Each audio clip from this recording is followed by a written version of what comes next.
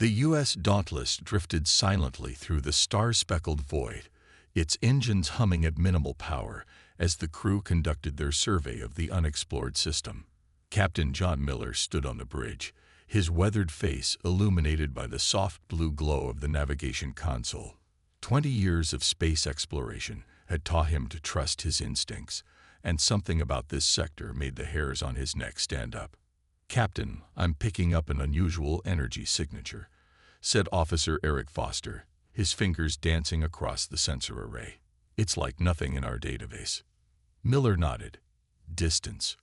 Coming into range now." "It's big, sir. Really big." The main view screen flickered to life, revealing a massive vessel that seemed to shimmer slightly, as if not fully committed to visibility. Its angular form reminded Miller of ancient Earth predators, all teeth and claws rendered in dark metal. "Open communications," Miller ordered, straightening his uniform. "Standard first contact protocols." Lieutenant Susan Rogers, the ship's xenolinguist, stepped forward. Her voice was steady despite the tension filling the bridge. "Broadcasting on all frequencies, sir. Universal greeting package has been transmitted." Minutes passed like hours. The crew of the Dauntless held their breath collectively, eyes fixed on the alien ship that dwarfed their own explorer vessel. When the response came, it wasn't what anyone expected. The view screen filled with the image of a being that looked like a cross between an insect and a reptile. Its exoskeleton gleamed under harsh lighting, and multiple eyes blinked in unsettling patterns. "This is Commander Kralthex of the Vraxian Empire," the translation system rendered in a flat, mechanical voice. "You have entered sovereign Vraxian space. Identify yourselves immediately." Miller stepped forward. "I am Captain John Miller of the Earth exploration vessel Dauntless. We come with peaceful intentions and had no knowledge this system was claimed by any civilization." The alien commander's mandibles clicked in what the crew would later learn was amusement. "Earth. We have no record of this world or its species." The commander leaned closer to whatever imaging device they used. "You appear fragile." Susan whispered to Miller, "Sir, their language contains multiple hierarchical markers. They seem to value physical strength and dominance." Miller nodded slightly. "Commander Kralthex, we seek only peaceful exchange of knowledge and respectful relations between our peoples.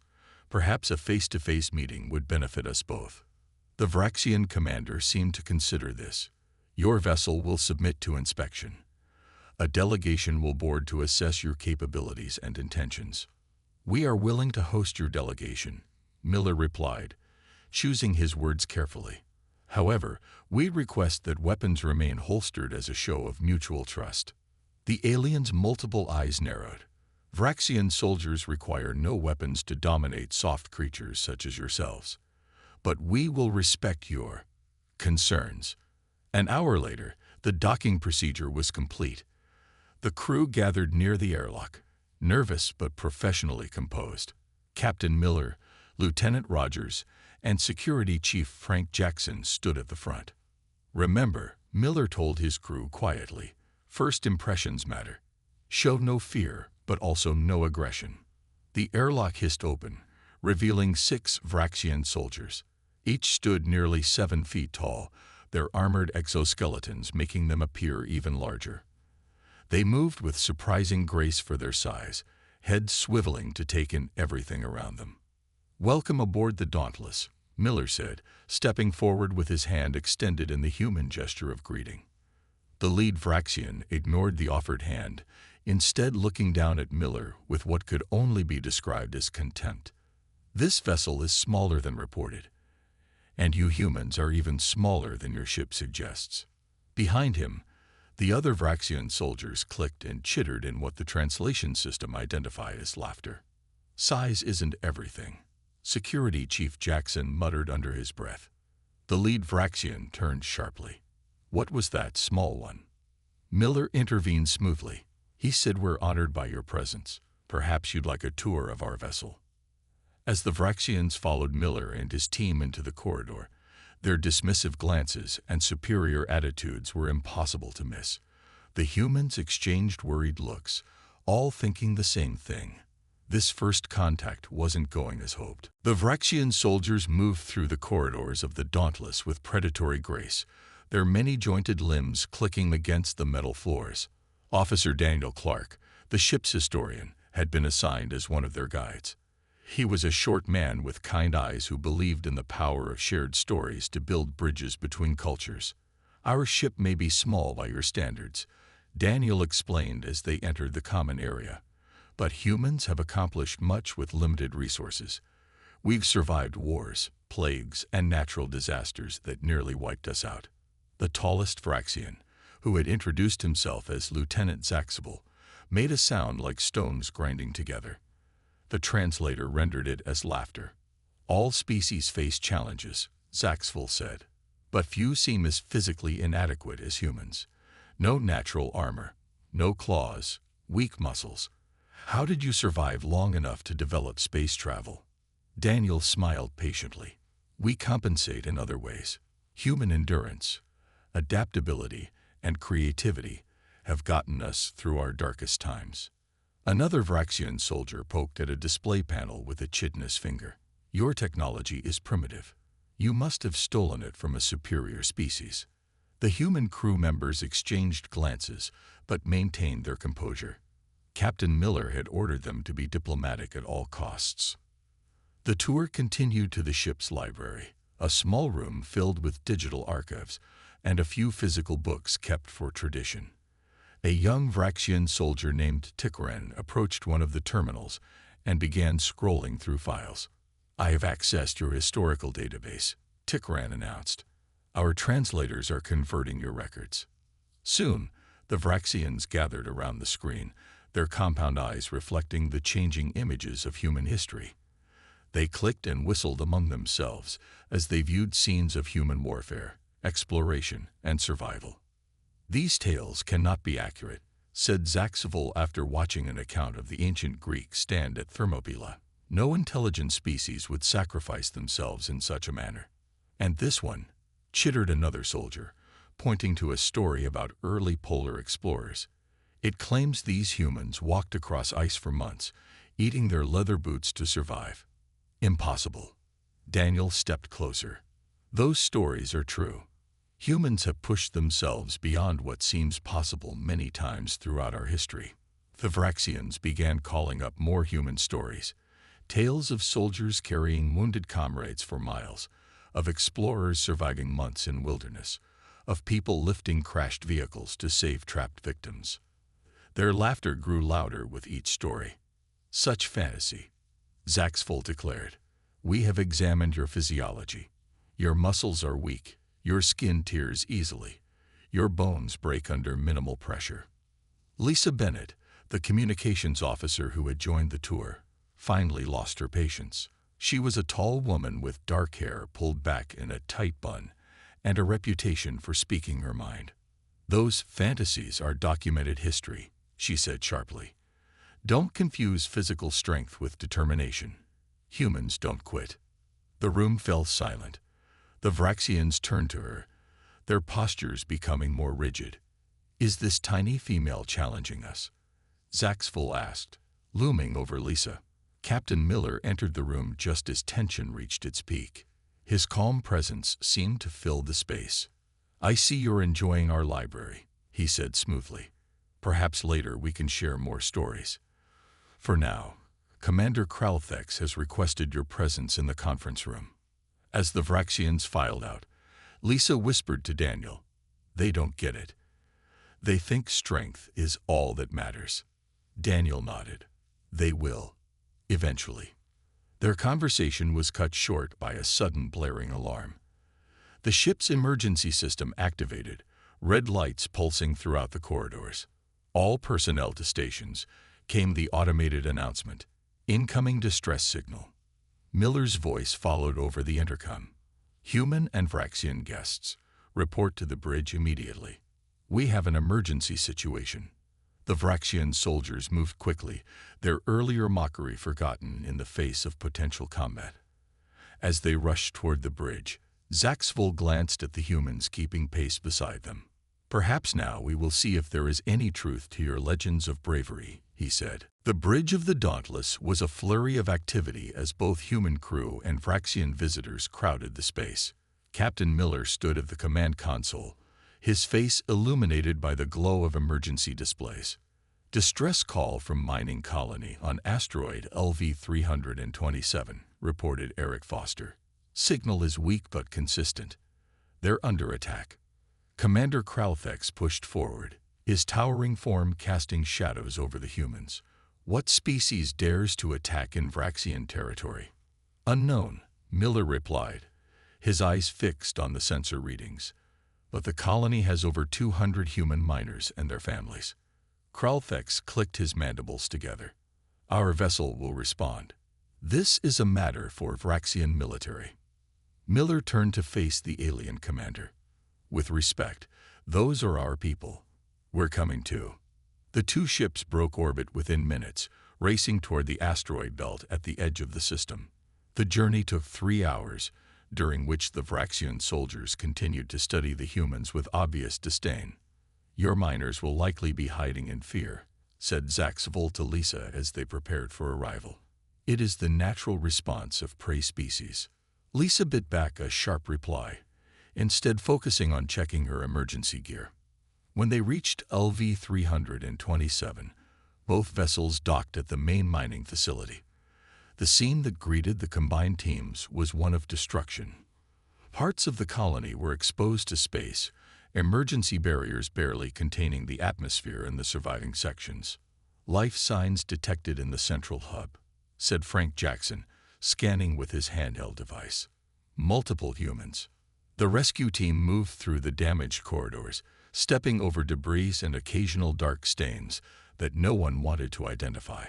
They reached a sealed door with the words "Emergency Shelter" stenciled across it. Miller approached and knocked in a specific pattern. This is Captain Miller of the U.S. Dauntless. We received your distress call. After a moment, the door slid open to reveal a group of haggard-looking miners. A tall man with a singed beard stepped forward. Peter Walsh, Chief Engineer, he said, his voice hoarse. Thank God you came. The miners were quickly moved to a secure area. Medical Officer Judy Howard attended to the wounded while Miller and Kralthex questioned Walsh about what had happened. They came without warning, Walsh explained, his hand shaking as he accepted a cup of water. Ships like nothing I've ever seen. Not human, not Vraxian either. They cut through our outer defenses like they were paper. What did these attackers look like? Kralthex demanded. Walsh closed his eyes, his face pale. Like walking nightmares, tall, thin bodies, too many limbs. They moved fast, almost flowing rather than walking. And they took people. Took them? Miller asked. Captured. Carried away. The ones who fought directly were killed, but anyone who ran or hid was hunted down and taken alive. Zaxvol made a dismissive sound. So the humans fled rather than fought. As expected, Walsh's eyes flashed with anger. We're miners, not soldiers. We had drills and a few security personnel. They were the first to die, buying time for families to reach the shelters. Miller placed a calming hand on Walsh's shoulder. You did what you could. How many escaped? About 70 of us made it to this shelter. The rest. Walsh looked down at his trembling hands. While the questioning continued, several Vraxian and human crew members were scanning the facility's security logs. Lisa called out from a console. Captain, Commander, you need to see this. The recorded footage showed the attack in fragmented clips. Strange, almost fluid-like creatures moved through the colony with terrible purpose. The final clip showed one of the creatures looking directly at the camera, revealing a face that was somehow both insectoid and eerily intelligent. Harvesters, Kralthex said, his voice unusually quiet. The Harvester Collective. You know these things? Miller asked. They are parasites who consume other species' resources, including the species themselves. Kralthex turned to his soldiers. Prepare for battle. The Harvesters never stop at one colony. As if confirming his words, the tracking systems began to beep urgently. Sir, Called Eric from the communication link with the Dauntless. We've detected a large vessel leaving the asteroid belt. It's heading toward New Haven Colony. Population 5,000. Both ships launched in pursuit of the harvester vessel, pushing their engines to maximum capacity. The rescued miners were safely aboard the Dauntless, while Captain Miller joined Commander Kralfex on the Vraxian warship for tactical coordination. The command center of the Vraxian vessel was vast compared to the Dauntless bridge, with weapon systems that made the human ship look like a pleasure craft. Miller felt small among the Vraxians, but he stood tall as he studied the tactical displays. New Haven Colony has minimal defenses, Miller explained. It's mainly scientists, farmers, and their families. They won't stand a chance against these harvesters. Zaxful clicked his mandibles. Perhaps they should have built better defenses instead of farms. Lisa Bennett, who had joined the tactical team, glared at the Vraxian lieutenant. They're civilians, not warriors. They grow food and study the planet's ecosystem. A society that cannot defend itself deserves what happens to it, another Vraxian soldier stated flatly. Commander Kralfex cut off the brewing argument. Focus on the enemy ahead, not each other. As they traveled, Miller shared human battle strategies that might work against the harvesters. The Vraxian soldiers listened with obvious skepticism. You suggest hit-and-run tactics. Zaxful scoffed. Vraxians do not run. We face our enemies directly. Adaptation to circumstances isn't weakness, Miller replied calmly. Human special forces use these methods with great success. This prompted more clicking laughter among the Vraxians. Human special forces. You mean you're slightly less weak warriors? Before Miller could respond, the ship rocked violently. Warning lights flashed across the command center. We've been hit, shouted a Vraxian at the sensor station. The harvester vessel has deployed some kind of energy weapon. A second blast struck them, more powerful than the first. Systems failed across the ship, and the engine sputtered to a halt. The Dauntless has also been hit, reported a communications officer. They're losing power. Commander Kralfex issued rapid orders as his ship began drifting. The harvester vessel, having disabled both pursuers, continued on its course toward New Haven. Emergency landing protocols, Kralfex commanded. There is a moon within range. Divert all remaining power to guidance systems. The landing was rough. The Vraxian ship scraped across the moon's barren surface, finally coming to rest in a shallow crater. The Dauntless managed a somewhat smoother landing half a mile away. Inside the damaged Vraxian vessel, humans and aliens picked themselves up from the floor. Emergency lighting cast everything in an eerie red glow. Communications are down, a Vraxian officer reported. Life support is functioning at minimum capacity. Weapons systems are offline. Miller helped Lisa to her feet. We need to establish a secure perimeter and assess our situation. Zaxful sneered. And what does a human know of securing battle positions? Enough, Miller replied simply. Outside, the moon's surface was hostile, airless, cold, with razor-sharp rock formations stretching toward the stars. Teams in environmental suits surveyed the damage to both ships. The news wasn't good. We're stranded, Engineer Walsh confirmed after examining the Dauntless. Main engine core is fried. We'd need a full replacement. The Vraxian engineers reported similar damage to their vessel. As night fell on the moon, a strange, quick transition as it rotated away from its parent planet. The combined crews established a camp between the two ships. Force fields kept in precious atmosphere and heat. The Vraxian soldiers continued to eye the humans with disdain, especially when food rations were distributed. Your species requires feeding every few hours, one soldier asked incredulously. Vraxians can go weeks without sustenance if necessary. Just then, Security Chief Karen Martinez noticed movement at the edge of their sensors range. She had been quietly setting up defensive positions, her movements efficient and precise. We have company, she announced, checking her weapon. Multiple signatures approaching from the North Ridge. The Vraxians reached for their weapons, looking almost eager for conflict. But they paused when Karen efficiently organized the human crew into defensive positions with hand signals and minimal words. Commander Kralthex watched her with an unreadable expression, then turned to Captain Miller. "I must speak with you," he said quietly. "Alone. There are things about humans your crew and my soldiers do not know." Miller followed Commander Kralthex into a small chamber in the least damaged section of the Vraxian ship. The alien sealed the door behind them and activated a device that emitted a soft humming noise. "Privacy field," Kralthex explained.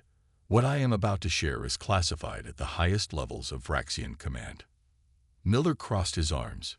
"I'm listening." Kralthex's multiple eyes fixed on Miller with an intensity that made the human captain uncomfortable. "You must wonder why my soldiers treat humans with such contempt," the commander began. "Why they mock your capabilities and disbelieve your historical records." "The thought had crossed my mind," Miller replied dryly. "It is official policy," Kralthex said. "A deception maintained by our highest military leadership." Miller's eyebrows rose. "A deception? Why?" The alien commander moved to a small console and activated a hidden file. A holographic display appeared between them, showing detailed anatomical scans of human bodies, along with environmental data about Earth. "The Vraxian Empire has been observing Earth for decades," Kralthex explained. "Long before your people became aware of us, what we discovered was disturbing." The hologram shifted to show comparison charts between humans and various alien species, including Vraxians. "Humans evolved on what we classify as a death world," Kralthex continued. "Earth's gravity is crushing by galactic standards. Your atmospheric pressure would kill most species. Your temperature range is considered extreme." Miller looked puzzled. "But Earth seems perfectly normal to us." "Exactly." Kralthex's voice took on a grim quality. "What you consider normal, the rest of the galaxy considers hellish. You evolved in conditions that would break most species." The display changed again, showing footage of human athletes, soldiers in training, and emergency responders in action. "Your endurance is unmatched in the galaxy. Your ability to push through pain, to keep functioning despite injury, to adapt to nearly any environment. It is unprecedented." Kralthex's mandibles clicked nervously. "A human with a broken limb can still fight. A human can go days without sleep and remain functional. You can survive blood loss that would kill any Vraxian." Miller watched the displays with growing understanding. "And the mockery, the disbelief in human capabilities, is deliberate policy," Kralthex confirmed. "Our soldiers are trained to believe humans are weak, primitive, and easily defeated. The alternative would be..." "Would be what?" Miller pressed. "Fear." The alien commander's voice was quiet now. "If our regular troops knew what humans are truly capable of, they might provoke conflict out of fear. And a war between our species would be catastrophic." The hologram showed one final image, a classified Vraxian military assessment of Earth. Miller could read the translated text. "Extreme caution advis isd. Humans represent put in child las one threat. Avoid direxit kionfelict at all costs." Miller sat heavily on a nearby bench. "So all this time, your soldiers weren't looking down on us because they thought we were weak. They were being protected from the truth," Kralthex finished. "That a single human Special Forces soldier could potentially eliminate an entire Vraxian squad. That your species' capacity for warfare is unmatched in our experience." Outside, they could hear the sounds of preparation as the teams readied for whatever was approaching their position. "Why tell me this now?" Miller asked. Kralthex moved toward the door. "Because what's coming for us, the Harvesters, they are one of the few species as dangerous as humans. My soldiers need to understand what they're fighting alongside, or we won't survive the night." He paused, his alien features impossible to read. "And Captain Miller, there is one more thing my soldiers do not know about humans." "What's that?" "Your kind becomes more dangerous, not less, when protecting others. Kralthex's voice held something like respect. The most terrifying human is not the one fighting for themselves, but the one fighting for someone else. As they stepped back outside, Karen Martinez approached them at a run. "Captain, we've confirmed the incoming signatures," she reported. "It's the Harvesters. At least 30 of them. They found us." The moon's surface lit up with flashes of energy weapons as the Harvesters advanced. Their forms were clearer now. Tall, spindly creatures with multiple limbs that moved with disturbing fluidity. They seemed to flow across the rocky terrain rather than walk. "Defensive positions," Commander Kralthex ordered. The Vraxian soldiers formed a protective line, their weapons ready. Captain Miller organized the human crew, positioning them to support the Vraxians' formation. "Conserve ammunition and energy. Make your shots count." The first wave of Harvesters hit their perimeter with shocking speed. The Vraxian front line fired in perfect unison, cutting down several attackers. But more kept coming. "They're trying to flank us on the left," shouted Lisa, spotting movement among the rocky outcroppings. Zaxful turned to his soldiers. "Sector 3 needs reinforcement. Move." But before the Vraxians could respond, Officer Daniel Clark was already running toward the vulnerable section, followed by Lieutenant Susan Rogers and 2 other crew members. They reached the position just as the Harvesters broke through, engaging in close combat. The Vraxian soldiers watched in shock as Daniel, a man they had dismissed as merely a historian, fought with unexpected ferocity. He took a deep cut across his arm, but continued fighting as if he barely noticed. Susan Rogers, the xenolinguist, moved with surprising speed, ducking under the Harvesters' attacks and striking at vulnerable joints that she had apparently identified during the brief battle. "The humans are holding the flank," a Vraxian soldier reported with confusion in his voice. Zaxful stared at the humans fighting. "How are they still functioning?" "The male is losing blood." At the center of their defense, Captain Miller coordinated their efforts, seeming to anticipate the Harvesters' movements. "They're probing for weakness. Shore up the right side." Engineer Peter Walsh had been working frantically with the ship's components. He emerged from the Dauntless with what looked like modified engine parts. "Captain, I've reconfigured some sonic resonators to disrupt their movement patterns," Walsh called out. "The Harvesters' exoskeletons should be vulnerable to this frequency." Miller nodded. "Deploy them at the perimeter." The makeshift devices were quickly positioned. When activated, they emitted a high-pitched sound that made the humans wince, but caused the approaching Harvesters to visibly falter and slow. Commander Kralthex watched as Walsh, a simple mining engineer, created effective weapons from scraps in a matter of hours. A sudden surge broke through their western flank, and 3 Harvesters cornered a young Vraxian soldier. Before his comrades could respond, Karen Martinez launched herself at the attackers, a combat knife in one hand and an improvised spear in the other. She moved with practiced precision, her attacks targeting weak points in the Harvesters' bodies with surgical accuracy. The Vraxians stared as this human female, half their size, dispatched creatures that had been giving their trained soldiers difficulty. "She fights like an elite guard," Zaxful said, his voice hushed. The battle raged for hours. The humans showed no signs of tiring, despite injuries and the harsh environment. When one team needed rest, another took their place, maintaining a continuous defense alongside the increasingly bewildered Vraxian soldiers. Finally, the Harvesters retreated, leaving their dead behind. The perimeter held, but everyone knew it was only a temporary victory. In the quiet aftermath, Vraxian soldiers gathered around their wounded comrades, but they also watched the humans binding their injuries with strips of cloth torn from uniforms. "You are bleeding," Zaxful said to Daniel Clark, who was helping treat another crew member despite a deep gash in his own shoulder. Daniel glanced at his wound and shrugged. "It's not too bad. I can still work." "You should be in shock from blood loss," the Vraxian insisted. Daniel gave a tired smile. "I've had worse."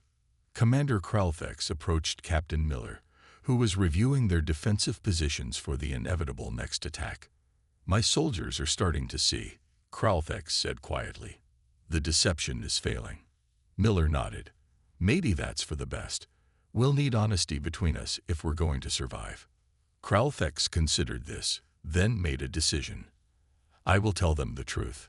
All of it." The combined crews gathered in the space between the two damaged ships. Humans stood shoulder to elbow with Vraxians, all of them battered from the recent battle. Commander Kralthex stood on a raised platform, his imposing form silhouetted against the starry sky. "Warriors of the Vraxian Empire," he began, his voice carrying across the makeshift camp. "For years, you have been taught that humans are physically inferior beings. You have laughed at their histories and dismissed their capabilities." The Vraxian soldiers shifted uncomfortably, many of them glancing at the humans they had fought alongside just hours before. "You were told this," Kralthex continued, "because the Vraxian High Command ordered it so. It was a deliberate policy of misinformation." A murmur ran through the Vraxian ranks. Zaxful stepped forward. "Commander, why would our leaders lie about such things?" Kralthex activated a holographic display similar to the one he had shown Miller. "Because the truth about humans is considered too dangerous for regular troops to know." The display showed detailed scientific data about Earth and human physiology. The Vraxian soldiers stared at the information with growing disbelief. "Humans evolved on a world that would kill most sentient species," Kralthex explained. "Earth's gravity is 1.3 times our home world's. Their atmospheric pressure would crush a Vraxian's breathing sacs. Their temperature variations would cause our bodily fluids to freeze or boil." The hologram shifted to show humans in various environments: deserts, Arctic regions, mountains, underwater. "A human can survive conditions that would kill any of us," Kralthex said. "They can function with injuries that would incapacitate a Vraxian warrior. They require little sleep and can go days without rest if necessary."